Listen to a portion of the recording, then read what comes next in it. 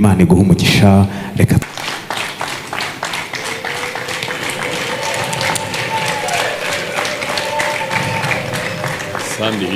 mu marangamutima menshi ndetse no mu marira y'urukundo, witwa Nikuze Liliane, uyu ni umugore wa Murindahabi Irene.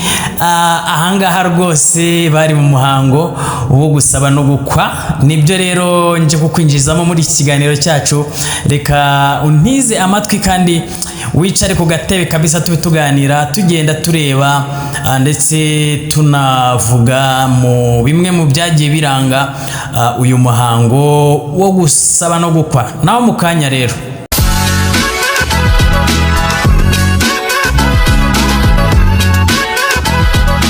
yes, nguhaye ikaze wowe ukurikiye Jado Inganzo TV, by'umwihariko wowe wamaze gukora subscribe kuri channel yacu. Ngira ngo nari ndimo babwira nti mu marangamutima menshi ndetse no mu marira y'urukundo kabisa, witwa Nikuze Liliane, umugore wa Murindahabi Irene, yagiye agaragaza ko kabisa ari umugore ukunda umugabo, ari umugore w'imico myiza, ari umugore warezwe rwose. Ubwo rero bari muri uyu muhango wo gusaba no gukwa.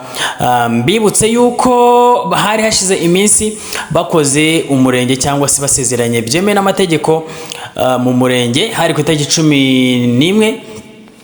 Aha rero ni ku itariki 15, ni ku munsi wo kuwa gatandatu.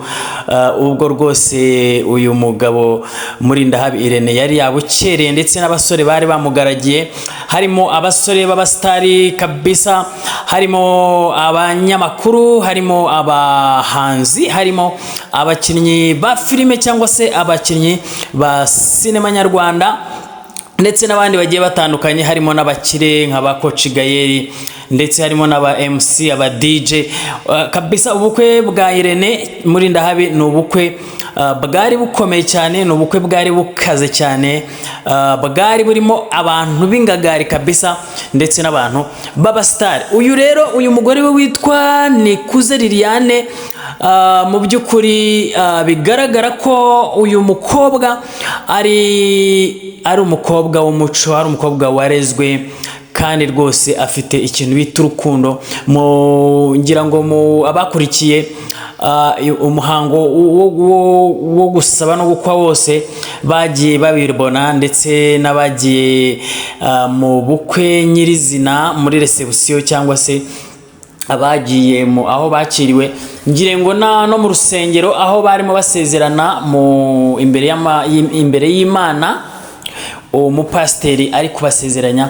Byagiye bigaragara ko kabisa uyu mukobwa Liliane ari umukobwa yari afite emotion kabisa. Hari aho yageraga akamwenyura cyane, ndetse ahandi ukabona rwose amarira aramanutse. Hanyuma ukabona Murindahabi nawe yabanje kwikaruma, ariko bigeze aho rwose tubona amarira ajenze mu maso.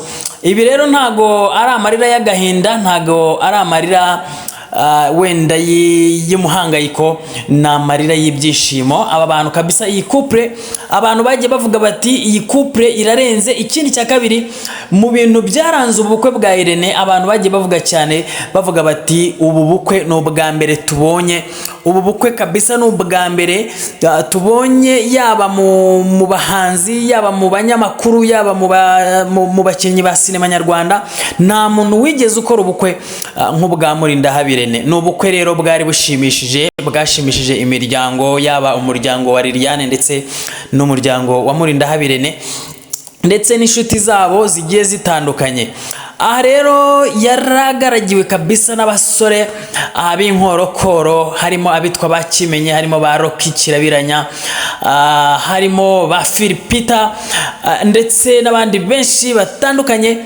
Bigaragara ko Murindahabi ni umuntu wabanye, ni umuntu ufite inshuti kabisa mu bisata byose, yaba ndetse hari nabo twagiye tubona bo mwiyobokamana, harimo nka Papi Clever ndetse n'umugore we Dorcas, ndetse twagiye tubona abantu bagiye batandukanye twabonye aba banyakubahwa kabisa bagiye bamutahira ubukwe, abagabo bakomeye muri Ndahabirene, bigaragara ko ari inshuti y'akadasohoka y'abantu bose y'abanyarwanda muri rusange.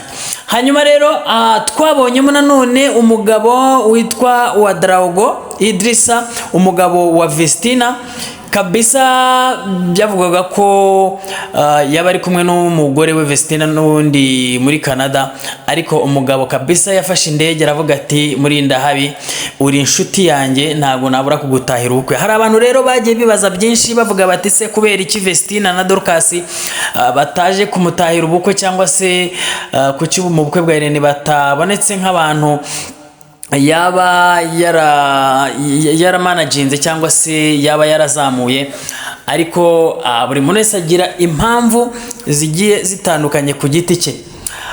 Muri Ndahabirene rero mu bigaragara nawe yari yishimye, ku rundi ruhande hagiye hagaragaramo amarangamutima ye kabisa, ndetse yari afite n'ibyishimo, aho wabonaga ko akaziki kazagamo kabisa akabyina, wabonaga yuko arimo aravuga ati kabisa Imana ishimwe, Imana irabikoze. Ni mu gihe kinini abantu benshi barimo bagenda bavuga bati aba bahungu bacu rwose ko badashaka. Ni igihe kinini abo bitwa ba Philipita baroka ikirabiranya bavuga bati abangaba bose kuki batarimo barashaka, harimo nababamenya.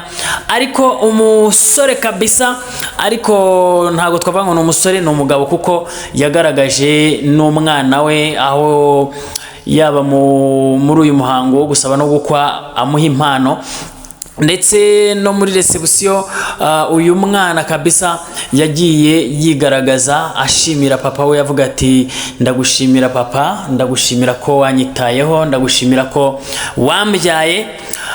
Rero muri Ndahabirene yagaragaje umwana we ku mugaragaro, ndetse umwana kabisa ufite akazoza, ufite urimo urabyiruka neza cyane, kandi abantu baravuga bati uyu mwana yagize gukundwa na se, kandi azakomeza kundwe bitewe nuko ndabizi neza ko na Liliane amukunda.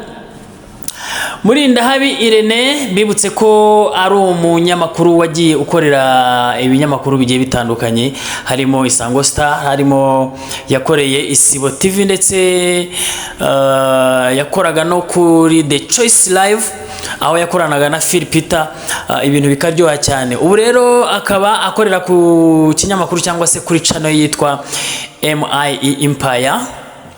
Kandi uyu muri Ndahabirene yabaye manager w'abakobwa baririmbaga indirimbo zo guhimbaza Imana, Vestina na Dorcas, mbere yuko baza gutandukana bakerekeza mu gihugu cya Canada.